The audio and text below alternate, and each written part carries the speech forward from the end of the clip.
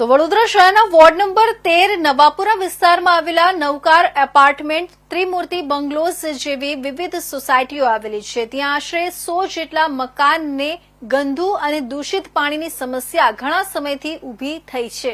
વારંવાર તંત્રને રજૂઆત કર્યા પછી પણ આજ દિન સુધી કોઈ નિરાકરણ ન આવતા આજે વોર્ડ નંબર 13ના વિપક્ષ કાઉન્સિલર બાળુ સુર્વેને રજૂઆત કરવામાં આવી હતી.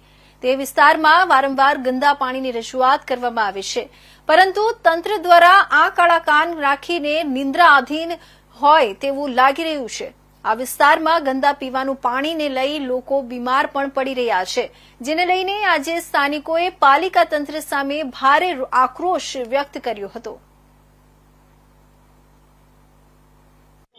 વોર્ડ નંબર 13માં ગોયાગેટ સોસાયટીમાં નવકાર ડુપ્લેક્સ, પછી ત્રિમૂર્તિ ડુપ્લેક્સ, બાજુમાં શક્તિ એપાર્ટમેન્ટ, આજુબાજુના 90થી 100 મકાનોને છેલ્લા 2-3 મહિનાથી કારું ગંદુ જીવડાવાળું પાણી આવે છે.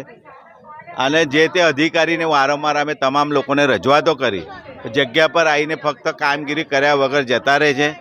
આગળનો કૂવો વાત કરી તો કૂવો પર ભરેલો છે, જે તમામ જે મેનોલો છે જે 20-20 ફૂટ હોય છે એ બી છલોછલ ભરેલી છે. એના લીધે આખા વિસ્તારને 2-2 મહિનાથી કારું ગંદુ જીવડાવાળું પાણી આવે છે.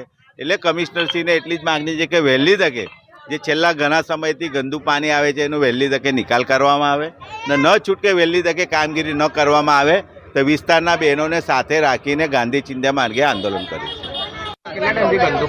જો ઘણા લાંબા ટાઈમથી આ ગંદુ પાણી આવે છે, પણ અત્યાર સુધી અમારી પબ્લિક બોલતી નહોતી. હવે તો હદ થઈ ગઈ છે, કારણ કે ભાજપના હોદ્દેદારો વોટ લેવા માટે આવે છે.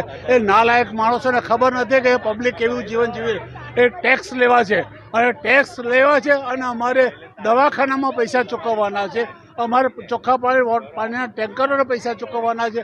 અમારી હાલત શું છે? કપડાં ગંદા થાય છે અને એ કપડાને ફરીથી પાછા ધોવા માટે નાખવા પડે છે. આ હાલત છે. એટલે ભાજપના કોર્પોરેટર, ભાજપના સંસદ સભ્યો અને ભાજપના કાર્યકર્તાઓને વિચાર્યું હવે જો અહીંયા વોટ લેવા માટે આવ્યા તો આ ગોયાગેટ સોસાયટીના અમારા જે લોકો છે એમનો બહિષ્કાર કરશે. એટલું નહીં, જુતિયા મારીશું અને આ ગંદુ પાણી એમની પર ઢોળીશું. મારું નામ નિરંજનભાઈ સુતરિયા છે.